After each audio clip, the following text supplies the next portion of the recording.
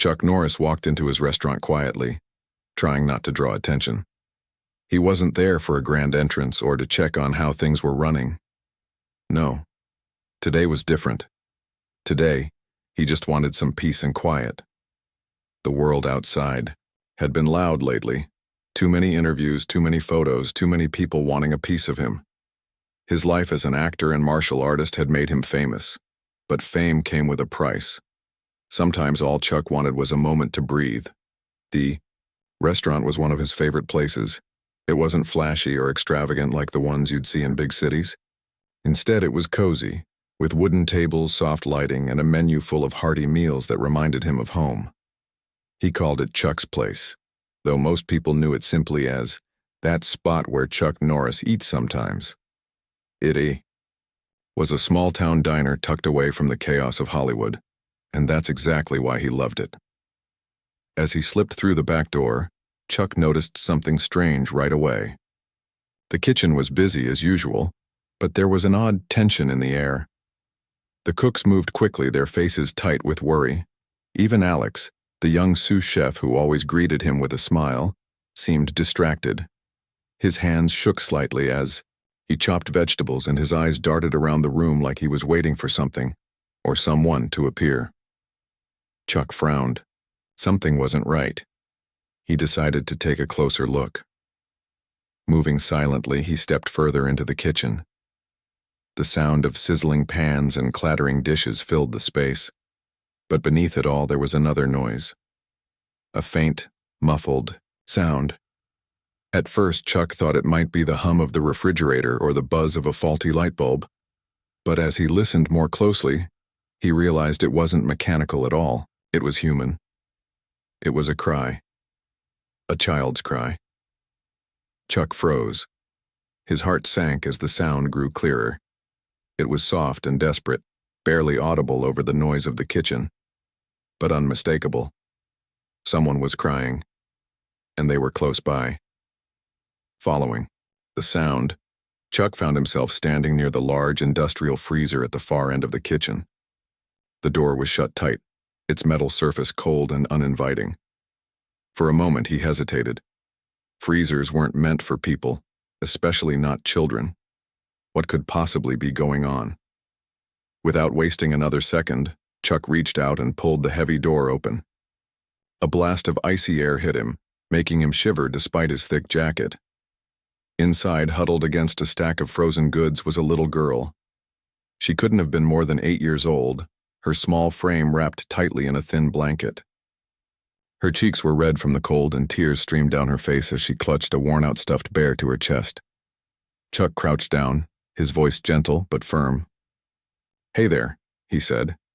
"What are you doing in here?" The girl looked up, startled by the sudden appearance of a stranger. Her wide eyes locked onto his, and for a moment, she didn't say anything. Then, in a shaky voice, she whispered, "I don't know."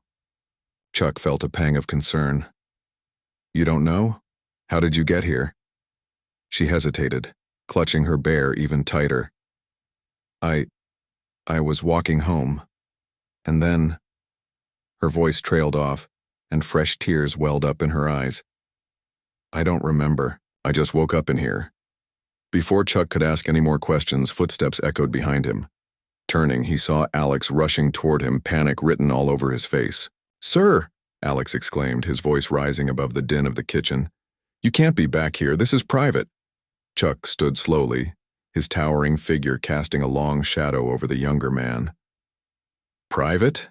he asked, his tone calm, but sharp. "There's a child locked in your freezer, Alex. Care to explain?"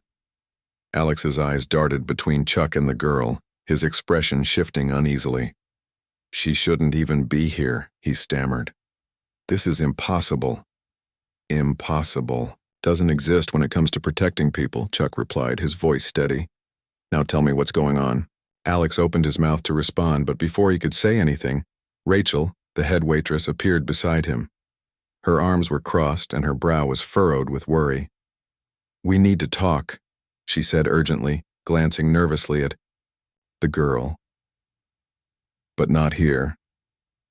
Chuck studied both of them carefully. Something about their behavior didn't sit right with him. They were hiding something, that much was clear.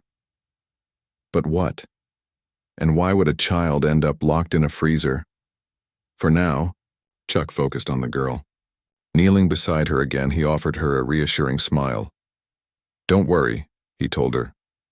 "I'm going to get you out of here, okay? Everything's going to be fine." She nodded weakly, though her eyes still brimmed with fear. Whatever had happened to her, it had left a deep mark. Chuck knew he needed answers, and fast.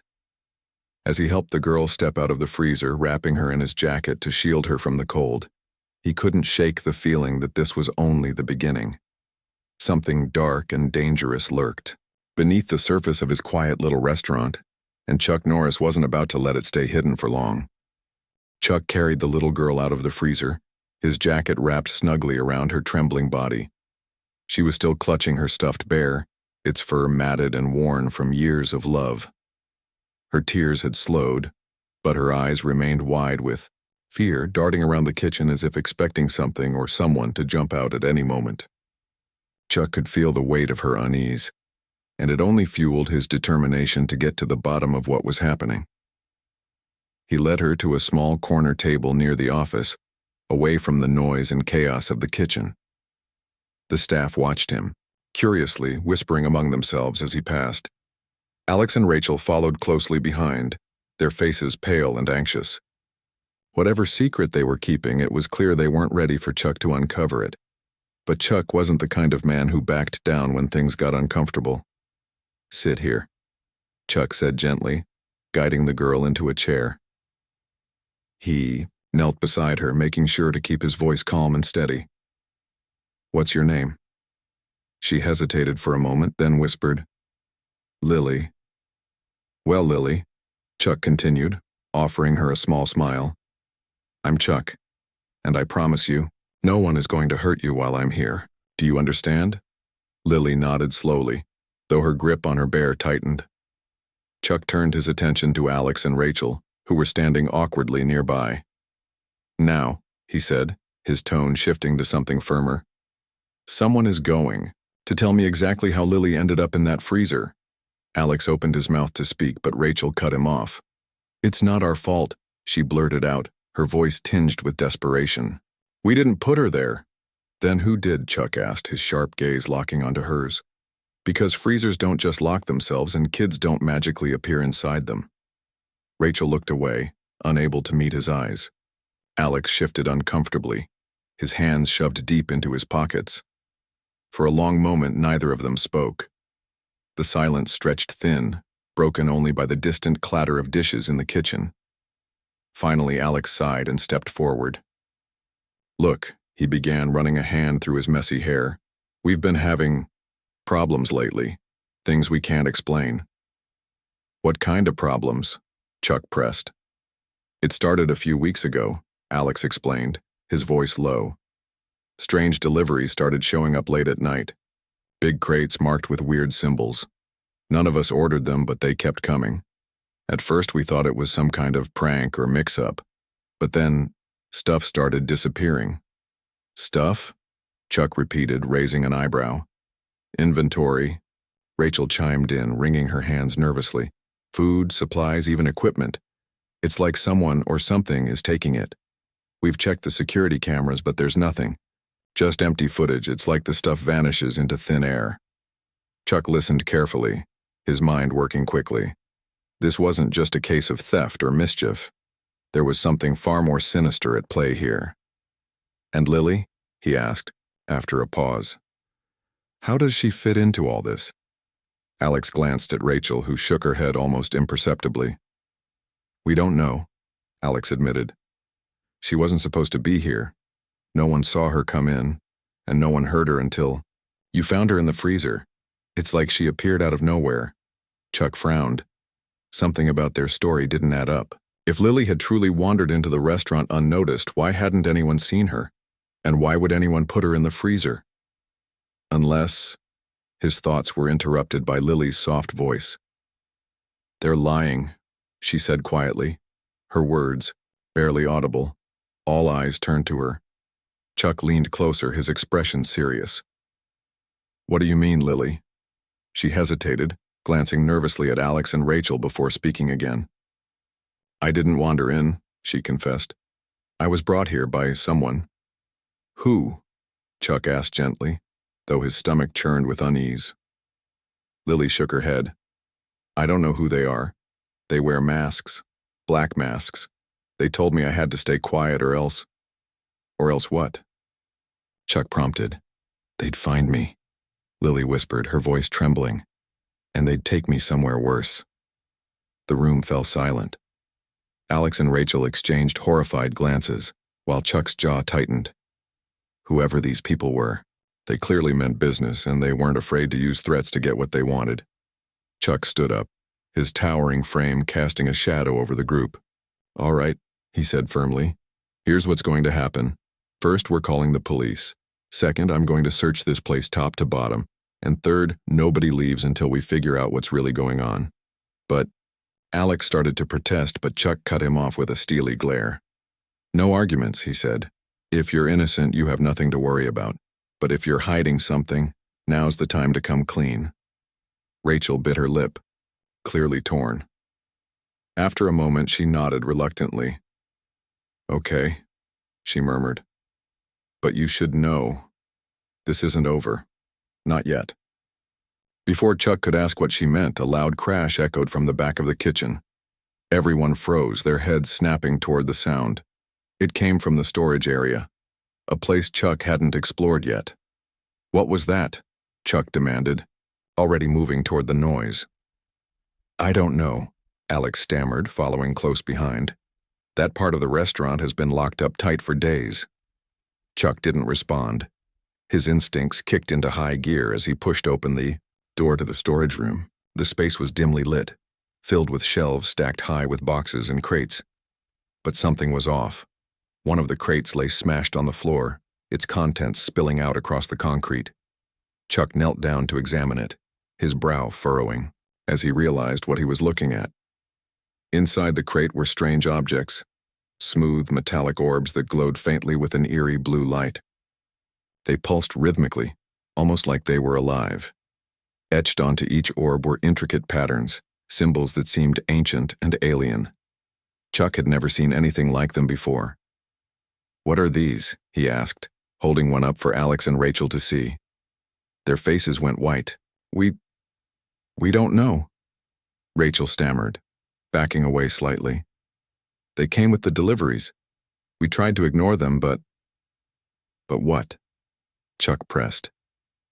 They move, Alex admitted, his voice barely above a whisper. At night, when no one's around, they rearrange themselves. Sometimes they disappear completely, and then they come back like they're waiting for something. Chuck stared at the orb in his hand, his mind racing. These weren't ordinary objects. They were artifacts of some kind, possibly connected to whatever force had brought Lily here. And if that was true, then this situation was far more dangerous than he'd initially thought. As he set the orb back down, he noticed something else, a trail of glowing footprints leading out of the storage room and into the shadows beyond. The prints were faint, fading quickly, but they were unmistakable. Someone or something was here. Stay with Lily, Chuck instructed Alex and Rachel, his voice firm. Keep her safe. I'm going to check this out. Without waiting for a response, he followed the trail, his senses on high alert. The glowing footprints led him deeper into the restaurant, past darkened hallways and abandoned rooms. Each step felt heavier, as if the air itself was resisting him. The temperature dropped sharply, sending shivers down his spine. Finally, he reached the end of the trail, a narrow staircase leading down to the basement. The glow stopped abruptly at the top step, leaving only darkness below. Chuck hesitated for a moment, then descended cautiously, his footsteps echoing in the silence. The basement was cold and damp, its walls lined with rusted pipes and crumbling brick. In the center of the room stood a large metal door, padlocked shut. The symbol etched into the door matched the ones on the orbs, a swirling pattern that seemed to pulse faintly in the dim light. Chuck reached for the padlock, his fingers brushing against the cold metal. As he did, a low hum filled the air, growing, louder with each passing second. The ground beneath him trembled slightly and the lights flickered overhead. Whatever was behind that door, it was awake now. And it knew he was there. Taking a deep breath, Chuck prepared himself for what lay ahead. He didn't know what he was dealing with, but one thing was certain. He wasn't going to let it win. Not while Lily and everyone else was counting on him. With a swift motion, he broke the padlock and pushed the door open. What he saw next would change everything. Chuck pushed the heavy metal door open, his muscles straining against its weight. The hinges groaned loudly, echoing through the cold, damp basement. As the door swung wide, a rush of icy air hit him like a wall, sending shivers down his spine. The room beyond was pitch black at first, but as his eyes adjusted to the darkness, he began to make out shapes. Strange, unnatural shapes that seemed to shift and twist in ways that defied logic. The source of the eerie glow came from the center of the room. There, suspended in midair, was a large orb similar to the ones Chuck had found upstairs. But this one was different. It pulsed with an intense blue light, brighter and more erratic than the others. Surrounding it were symbols carved into the floor, forming a circle that glowed faintly with the same unearthly hue. The symbols looked ancient, their lines jagged and sharp as if they had been burned into the concrete. As Chuck stepped closer, the hum grew louder, vibrating through the soles of his boots and up into his chest. He could feel it in his bones, a low, rhythmic thrum that seemed to sync with his heartbeat. It wasn't just noise. It felt alive, as though the orb itself was watching him, waiting for something. Then, without warning, the orb flared with blinding light. Chuck shielded his eyes instinctively, but even through his fingers he could see shadows moving within the brightness. They twisted and writhed, taking on forms that were almost human, but not quite. Their outlines were wrong, too tall, too thin, with limbs that bent at impossible angles. And then, as suddenly as the light had flared, it dimmed again, leaving the room cloaked in shadow once more. But the shadows remained. They stood motionless around the orb, their presence filling the room with an oppressive weight. Chuck counted, 5 of them, each wearing long black cloaks that seemed to ripple despite the absence of wind. Their faces were hidden beneath grotesque masks, smooth, featureless surfaces that gleamed faintly in the dim light. They didn't speak, but Chuck could sense their intent, a malevolent energy radiating from them like heat off asphalt on a summer day. One of the figures stepped forward, its movements unnaturally fluid, as if it were gliding rather than walking. It stopped a few feet away from Chuck, tilting its head slightly as if studying him. Then, in a voice that sounded like gravel scraping against stone, it spoke. "You shouldn't have come here," it hissed. "This is none of your concern." Chuck didn't flinch. Instead, he straightened his posture, his towering frame exuding confidence even in the face of such otherworldly beings. "Maybe not," he replied, his voice steady. "But when kids get dragged into things they don't understand, it becomes my business." The figure let out a low guttural laugh, a sound that sent chills crawling up Chuck's spine.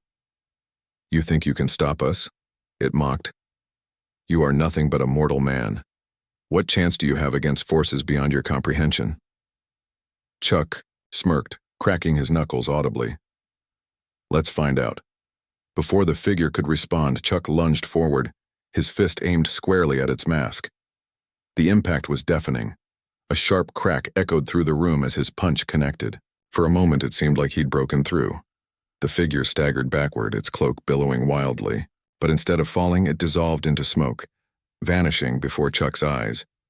He spun around, searching for the others, but they were already moving. 2 of them darted toward him simultaneously, their movements impossibly fast. Chuck ducked, under one sweeping arm, countering with a spinning kick that sent it sprawling.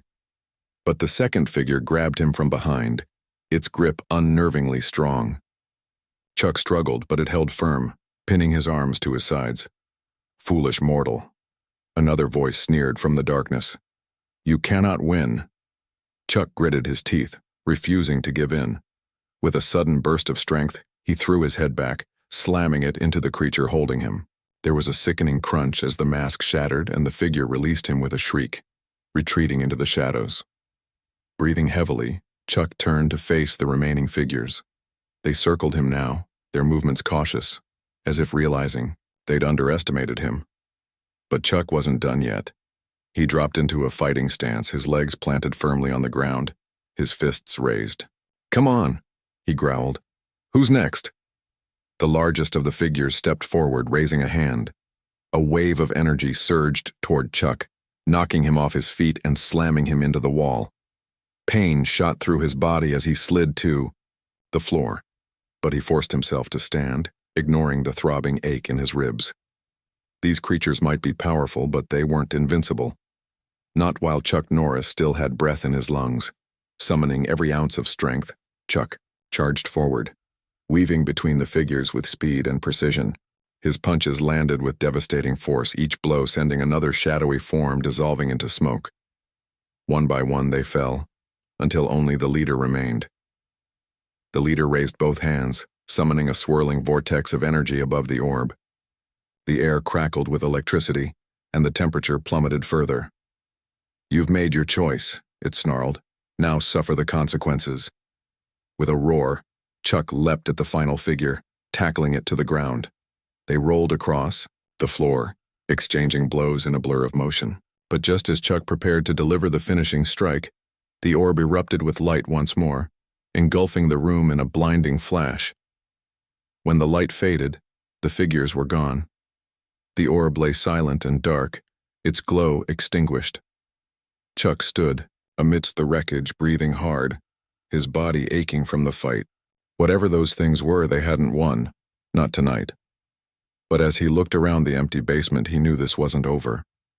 Something bigger was at play here, something tied to Lily and the strange artifacts scattered throughout the restaurant. And Chuck had a sinking feeling that the worst was yet to come. Climbing the stairs back to the main floor, Chuck found Alex and Rachel waiting anxiously near the storage room. Lily sat quietly beside them, her stuffed bear clutched tightly in her lap. When she saw Chuck, her eyes lit up with relief. "Are you okay?" she asked softly. Chuck nodded, offering her a reassuring smile. "I'm fine," he said. "But we need to talk. All of us." Alex and Rachel exchanged nervous glances, clearly dreading what was coming next. Chuck didn't sugarcoat it. "Those things downstairs, they're connected to whatever's been happening here. To the deliveries, the disappearances, and to you, Lily. Someone brought you here for a reason, and I intend to find out why." Lily looked down at her bear, her expression somber. "They told me I was special," she whispered. "That I had a role to play, but I don't know what they meant." Chuck crouched beside her, placing a gentle hand on her shoulder. "You're safe now," he said. "And I promise, no one is going to use you for anything ever again. We'll figure this out together." Rachel hesitated, then spoke up. "There's more," she admitted. "We've been hearing voices, late at night when everyone's gone. Whispers coming from the freezer, the storage room, even the kitchen. At first we thought we were imagining it, but what?" Chuck prompted. "They knew things," Alex finished. "Things we hadn't told anyone, secrets, like they were watching us." Chuck frowned, his mind racing. This was bigger than he'd imagined, a conspiracy involving forces far beyond the ordinary. But one thing was clear. Lily was at the center of it all. Whether she realized it or not, she held the key to unraveling the mystery. "We need to move quickly," Chuck said, standing. "If those things come back, we won't get a second chance. Pack up everything unusual, the orbs, the crates, anything that doesn't belong, and bring it to the office. We'll go through it there." As Alex and Rachel hurried off to gather the items, Chuck turned his attention back to Lily. She stared up at him with wide, trusting eyes, and for the first time since finding her in the freezer, she smiled. "You really think we can stop them?" she asked. Chuck grinned, his signature confidence returning. "Kid," he said, "when it comes to stopping bad guys, I've got a pretty good track record. Trust me, we're just getting started." Chuck gathered the group in the restaurant's small office, a cramped space filled with filing cabinets and a desk cluttered with papers. The mood was tense, the air thick with unease. Alex and Rachel had brought in the strange artifacts they'd collected from around the building, metal orbs, glowing symbols etched onto scraps of parchment, and fragments of what looked like ancient tools. They were laid out on the desk, their eerie glow casting long shadows across the walls. Lily sat, quietly in the corner, her stuffed bear resting in her lap. She watched everything with wide eyes, occasionally glancing at Chuck as if seeking reassurance. He gave her a small nod each time, letting her know she was safe, for now. But the weight of the situation pressed down on everyone. Whatever force had brought Lily to the restaurant wasn't done yet, and Chuck knew time was running out. "All right," Chuck said, breaking the silence. His voice was calm but firm. "Let's start with what we know. Those things downstairs, they're tied to these artifacts, and somehow Lily is part of it." Rachel hesitated before speaking, her hands trembling slightly. I think they've been using the restaurant as some kind of gateway," she admitted. "The deliveries, the disappearances, it all started after those crates showed up. It's like they're opening doors or closing them." "Doors?" Chuck repeated, raising an eyebrow. She nodded nervously. "That's what the whispers said. Doors between worlds, places we can't even imagine, and Lily." Her voice trailed off, but the implication hung heavy in the air. Chuck turned his gaze to Lily, who shifted uncomfortably under his stare.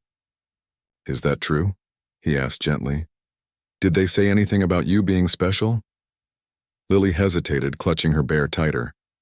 "They told me I was chosen," she whispered, "that I have something they need, but I don't know what it is."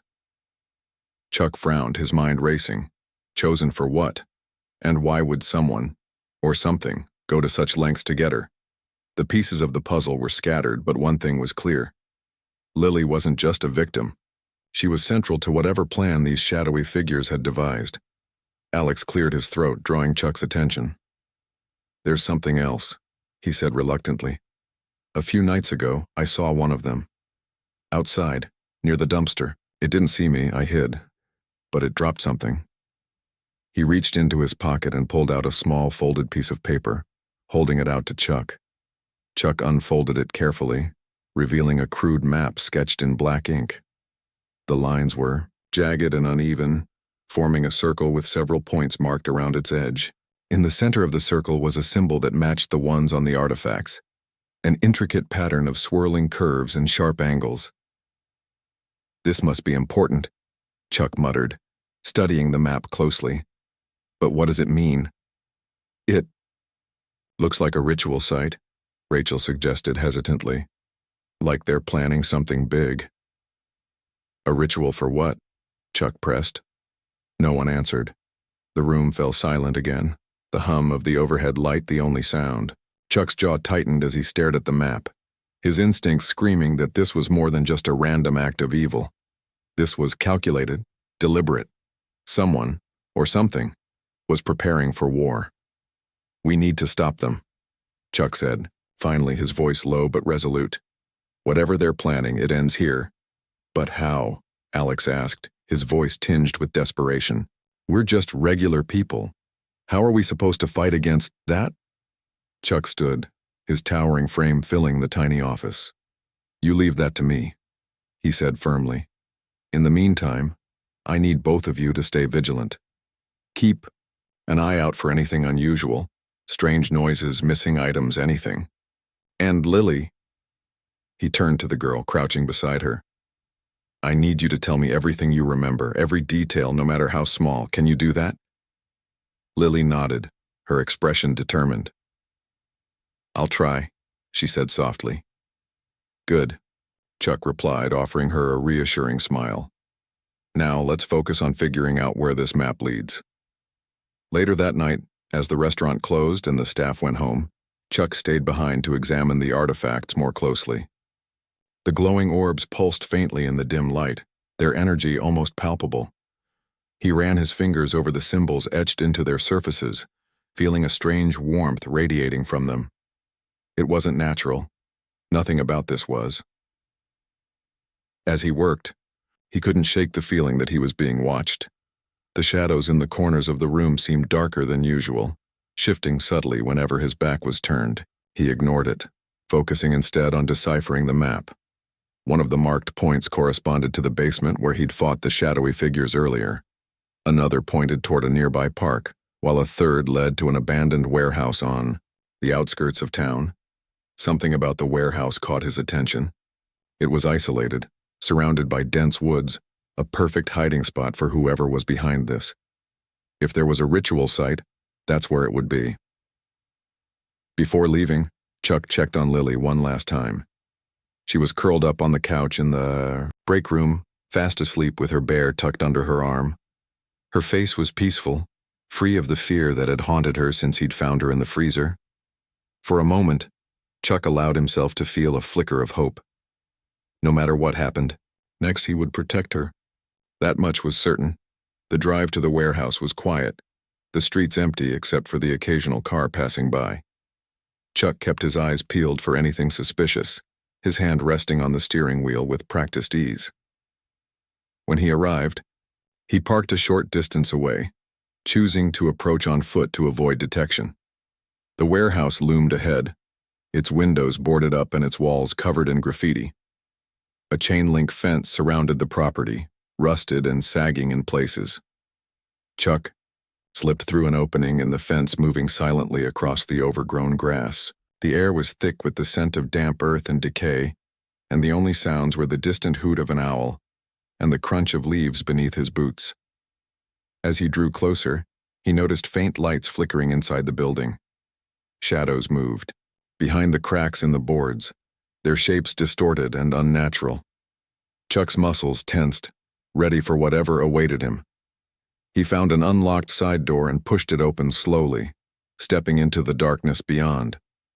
The interior of the warehouse was cavernous, filled with stacks of old crates and machinery left to rot. In the center of the room, a large circle had been drawn on the floor, its edges glowing faintly with the same blue light as the orbs. Figures, cloaked in black, stood around the circle, chanting in low, guttural tones. Their masks gleamed in the dim light, their forms unnervingly still. Chuck moved cautiously, staying close to the wall to avoid being seen. As he crept forward, he caught snippets of their chant, words that sounded like no language he'd ever heard. They were preparing for something big. Then he saw it. At the center of the circle lay a pedestal, and atop it rested another orb, larger and brighter than any he'd seen before. Its surface shimmered with an otherworldly energy, pulsing, in time with the chanting. Surrounding it were smaller objects, items taken from the restaurant, including the map Alex had found. This was it. The ritual site. Chuck took a deep breath, steeling himself for what came next. He couldn't wait any longer. With a swift motion, he stepped into the open, his presence immediately drawing the attention of the cloaked figures. "You." One of them snarled, pointing a gloved finger at him.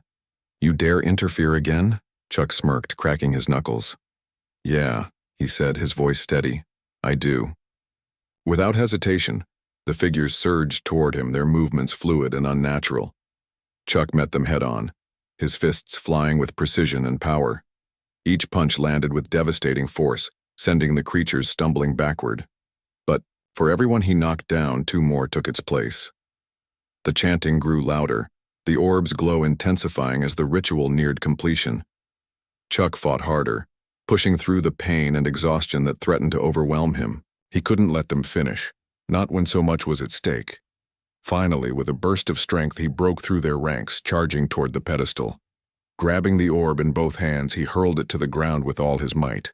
It shattered, on impact, releasing a blinding flash of light that engulfed the room. When the light faded, the figures were gone. The circle had vanished, leaving only scorch marks on the floor. Chuck stood amidst the wreckage, breathing heavily, his body battered but unbroken. It was over. For now. As he made his way back to the restaurant, Chuck knew the battle wasn't truly finished. Whatever force had orchestrated this attack would return, stronger and more determined than ever. But for tonight, he'd won. And as long as he was standing, he wouldn't let anyone or anything harm Lily or anyone else. Because that's what Chuck Norris did. He protected people. No matter the odds, no matter the danger, he never backed down. And he never would. Chuck returned to the restaurant just as the first rays of dawn broke through the horizon, painting the sky in shades of orange and pink. The air felt lighter somehow, as if the oppressive weight that had hung over the building for weeks had finally lifted. But Chuck knew better than to let his guard down. Destroying the orb in the warehouse had disrupted whatever ritual the shadowy figures had been preparing, but it wasn't a permanent solution. They would come back, stronger, angrier, and more desperate. And when they did, Chuck intended to be ready.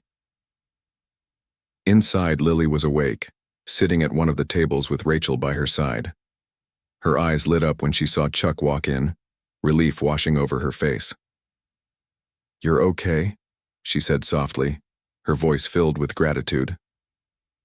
Chuck offered her a small smile, though his expression remained serious. "I'm fine," he replied, "but we've got work to do." He joined them at the table, pulling out a chair and sitting down heavily. His body ached from the fight at the warehouse, but there was no time to rest. He needed answers, and fast. "Lily," he began, leaning forward slightly, "I need you to tell me everything you remember about those masks. Anything at all." Lily hesitated, her brow furrowing as she tried to recall details. "They talked to me," she said slowly. "Not with words. It was like they were inside my head. They said I was special because of something I carry." "Something you carry?" Chuck repeated, his tone sharp with curiosity. "Do you know what they meant?" She shook her head. "No, but they kept saying it was important, that it could open doors, or close them forever." Chuck exchanged a glance with Rachel, who looked equally puzzled. This was new information. If Lily carried something significant enough to interest these otherworldly beings, then finding out what it was became their top priority. "We'll figure it out," Chuck assured her. Then, turning to Rachel and Alex, who had since returned, he added, "In the meantime, we need to prepare. Whatever's coming next won't be easy." Over the next few days, Chuck transformed the restaurant into a makeshift command center. The artifacts they'd collected were carefully cataloged and stored in a secure area. Maps of the town were spread across the tables, marked with locations where strange occurrences had been reported. Chuck spent hours poring over them, connecting dots and searching for patterns. Alex and Rachel pitched in as well, helping with research and keeping watch for anything unusual. Even Lily contributed, sharing snippets of memories or feelings that came to her unexpectedly. It was slow, painstaking work, but progress was being made. One evening, as the sun dipped below the horizon, Chuck noticed something odd about one of the glowing orbs. Its light had dimmed significantly since the night he'd found it, almost as if its energy was fading. Curious, he picked it up and examined it closely. The symbols etched onto its surface seemed fainter now, their edges blurred. "What are you doing?" Lily asked, appearing beside him. "Just checking something," Chuck replied. He handed the orb to her. "Hold this for a moment." Lily took it gingerly, her small hands cradling it as if it might break. As soon as her fingers touched the surface, the orb flared to life, its glow brighter than ever before. Startled, she nearly dropped it, but Chuck steadied her hand. "It's reacting to you," he said, his voice low with wonder. "That's why they want you, Lily. You're connected to these things somehow." Her eyes widened with fear. "Does that mean I'm dangerous?" "No," Chuck said firmly, kneeling beside her. "It means you're powerful, and we're going to learn how to use that power, to stop them." Days turned into weeks, and the group grew closer as they worked together. Chuck trained Lily in basic self-defense, teaching her how to stay calm under pressure and think quickly in dangerous situations. She proved to be a quick learner, her determination matching his own. Meanwhile, Alex and Rachel scoured local libraries and online archives for information about the symbols and artifacts, piecing together fragments of ancient myths and legends. Their efforts paid off when Rachel stumbled upon a reference to an old folktale about a keybearer, a person chosen to safeguard the boundaries between worlds. According to the story, the keybearer possessed an innate ability to manipulate energies tied to these boundaries, making them both a target and a weapon against forces seeking to breach them. "That has to be Lily," Rachel said excitedly. showing the passage to Chuck. She's the key bearer. Chuck nodded thoughtfully. If that's true, then protecting her isn't just about keeping her safe. It's about ensuring the balance stays intact. But understanding her role didn't make the threat any less real. Late one night, as the group gathered in the office, to review their findings, a loud crash echoed from outside. Everyone froze, their hearts pounding. The sound came again, louder this time, a heavy thud against the front door. "They're here," Chuck muttered, rising to his feet. "Stay back." He moved cautiously toward the entrance, peering through the blinds. Outside, shadowy figures cloaked in black swarmed the parking lot, their movements synchronized and purposeful.